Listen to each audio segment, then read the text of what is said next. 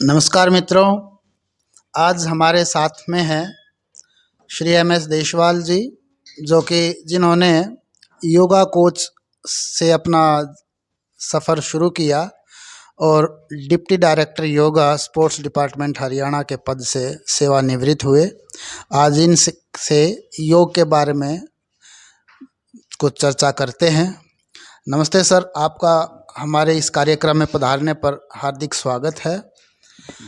Sir, जो आपने yoga coach के तौर पर कायम किया, तो आपके सामने बहुत सारे ऐसे बच्चे आए, आपने योग खिलाड़ी तैयार किए हैं, तो उनके बारे में आप क्या समझते हैं? क्या वो योगी बन गए या बीच में उनको छोड़ दिया उन्होंने?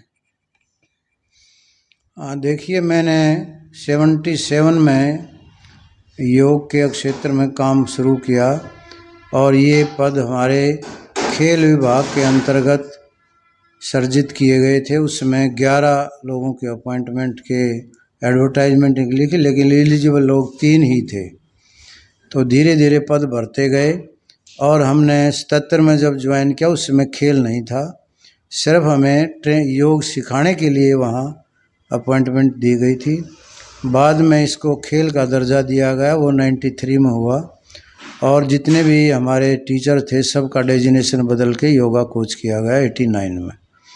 89 में हम लगभग 20 के करीब संख्या हो गई थी हरियाणा के अंदर कोचेज की, और सबका काम यही था कि खेल के रूप में खिलाड़ियों को हर जिला स्तर पर ट्रेनिंग देना, लड़के लड़कियां। और एक बहुत अच्छा अभियान हरियाणा में चला 1982 से लेकर के और 2000 तक हर जिला के अंदर बहुत अच्छा काम हुआ है। सर, आपने योग के किस अंग को खेल के रूप में आगे बढ़ाया?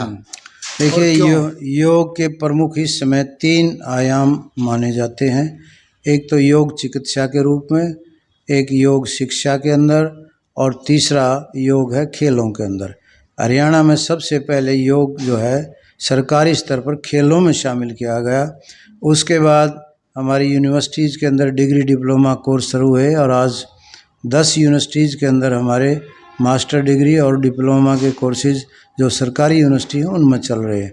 कई प्राइवेट यूनिवर्सिटीज़ के अंदर भी योग के पाठ्यक्रम संचालित हैं। और इसी प्रकार जो हेल्थ के अंडर है, हमारे यहाँ योग वॉलंटियर लगाए गए थे 2 साल पहले, और बाद में उनको अभी फ़िलहाल उनको रिलीव, क्योंकि कॉन्ट्रेक्चुअल पोस्ट थी तो रिलीव कर रखा है। सर, आपने योग के किस अंग को खेल के रूप में आगे बढ़ाया और क्यों? कृपया इस पर खेलों के अंदर केवल आसनों को सम्मिलित किया गया, और मैं ये समझता हूँ कि योग का एक ये आसन तो बहुत ही छोटा अंग है। आप देखिए, योग ही 40-50 प्रकार का है, और उसमें महर्षि पतंजलि के जो अष्टांग योग है उसमें भी आसन तीसरे नंबर पर है। इसी प्रकार ग्रहण संहिता में भी आसनों का वर्णन है।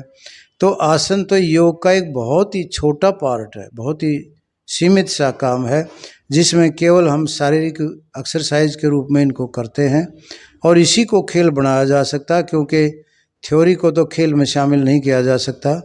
तो जो व्यवहारिक पक्ष था, जो प्रैक्टिकल पार्ट, केवल उसी को इसको खेलों के अंदर सम्मिलित करके योग आसन खेल बनाया गया, और हरियाणा में 93 से ये खेलों की सूची में शामिल है। सर, महर्षि पतंजलि का जो योग दर्शन है उसमें तो आसन कुछ उसके बारे में ज़्यादा है नहीं। महर्षि पतंजलि ने तो केवल ध्यान के आसन रखे गए हैं, लेकिन आप ये मानिए, ध्यान में तो वही व्यक्ति बैठ गया है जो शरीर से सुदृढ़ हो, और आसनों का एक ही काम है हमारे शरीर में दृढ़ता और जो है स्थिरता पैदा करते हैं। तो आसन को ही चुना गया है, और अभी भारत सरकार ने पिछले साल जो मान्यता दी है, करा तो हम 40 साल से रहे हैं लेकिन मान्यता नहीं मिल पाई। उनका भी ये कहना था योग दर्शन का विषय है, इसलिए इसको खेल नहीं बनाया जा सकता। लेकिन अब जो संगठन का नाम जब योग आसन संगठन रखा गया, तो 27 नवंबर 2020 को केंद्र सरकार ने इसको खेलों की सूची में शामिल कर लिया है। सर, योगासन खेल में कैरियर की कितनी संभावनाएं हैं, हमारे युवाओं को बताएंगे? संभावनाएं तो किसी खेल में तभी बनती हैं जब भारत सरकार उसको मान्यता दे। भारत सरकार की मान्यता अभी हुई है। हरियाणा के अंदर क्योंकि 93 में खेलों में शामिल हो गया था। तो हरियाणा के अंदर तो लगभग आप समझो 80-82 के अंदर भी जो योगा इंस्ट्रक्टर डेजिग्नेशन था उसको 89 में कोच का परिवर्तन कर दिया गया।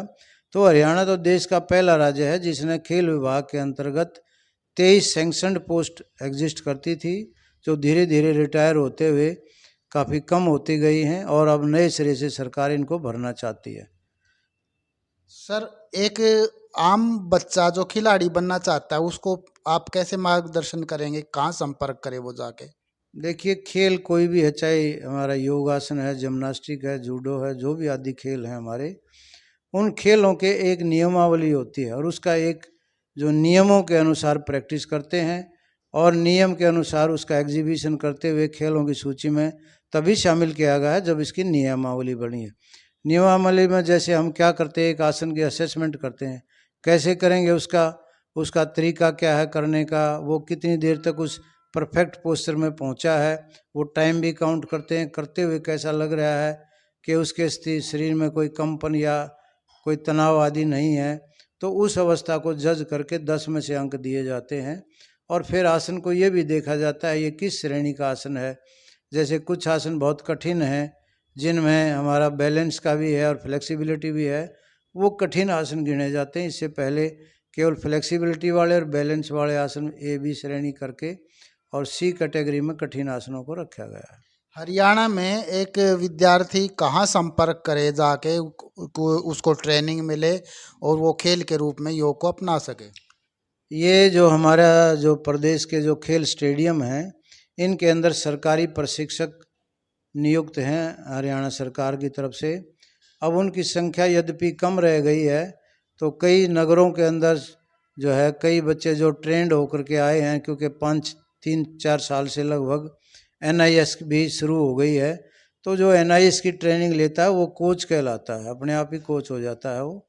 तो वो ट्रेनिंग अपने सेंटर बना रहे हैं कुछ बच्चे, कुछ जो है ट्रेडिशनल टीचर्स भी हैं वो भी ट्रेनिंग दे रहे हैं, और कुछ सामान्य जो खिलाड़ी हैं हमारे वो भी अपने सेंटर खोल करके ट्रेनिंग दे रहे हैं। तो जिला स्तर पर उन्होंने अपने सेंटर बनाए हुए कि इच्छुक खिलाड़ी जो खेल में भाग लेना चाहते हैं और खेल का बेनिफिट योगासन का लेना चाहते हैं, तो वो उन क्लब आदि से संपर्क करके ये लाभ प्राप्त करें। खेल के अलावा भी योग में करियर की कुछ संभावनाएं हैं?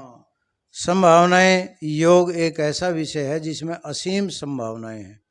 जैसे मैंने बताया, एजुकेशन के अंदर असिस्टेंट प्रोफेसर हमारी 10 यूनिवर्सिटियों के अंदर लगभग 40-50 बच्चों को मास्टर डिग्री करने के बाद असिस्टेंट प्रोफेसर की पोस्ट कॉन्ट्रेक्चुअल लगे हुए हैं, और वो अपना कैरियर जो है बनाने में, जैसे सरकार की पॉलिसी है उसके अकॉर्डिंग वो काम करते हुए अपने कैरियर एडवांसमेंट के लिए प्रयासरत हैं। और दूसरा है हेल्थ के अंदर, हेल्थ के अंतर्गत योग विशेषज्ञ चिकित्सक के रूप में लगते हैं। और हमारे यहाँ जैसे PGI के अंदर एक OPD स्टार्ट की है सेंट्रल गवर्नमेंट ने, वहाँ चिकित्सक के रूप में भी योग के विशेषज्ञ हैं, उनकी अपॉइंटमेंट है।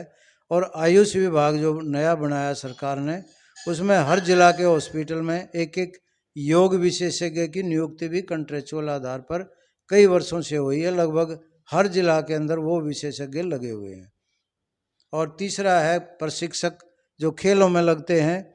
तो खेलों के अंदर तो सबसे ज़्यादा पद हरियाणा के अंदर अभी तक हैं, लगभग 80-85 पद अभी भी हैं।